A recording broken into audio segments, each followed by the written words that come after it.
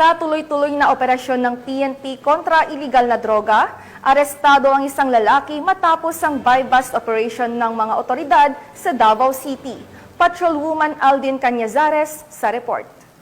Arestado ang isang lalaki na kilala sa alias na Alomo sa ikinasang buy-bust operation ng mga tauhan ng Bahada Police Station sa ilalim ng pamumuno ni Police Major Mark Anthony Igos, Station Commander at pinangunahan ni Police Lieutenant Loreto Dalangin VIII. Noong Oktubre 17, taong kasalukuyan sa Block 3, Santa Cruz, Barangay Duterte, Davao City.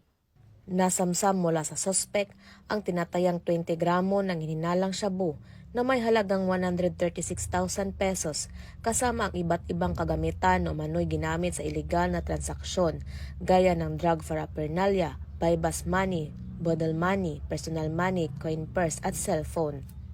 Ang operasyon ay sinagawa sa koordinasyon ng Philippine Drug Enforcement Agency bilang bahagi ng pinaigting na kampanya laban sa iligal na droga sa lungsod.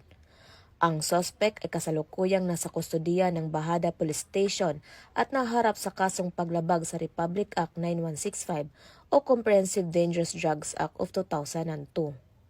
Muling pinatunayan ng matagumpay na operasyong ito ang matatag na paninindigan ng kapulisan sa Davao Region na wakasan ang bintahan ng pinagbabawal na gamot at tiyaking mananatiling ligtas at payapa ang mga komunidad.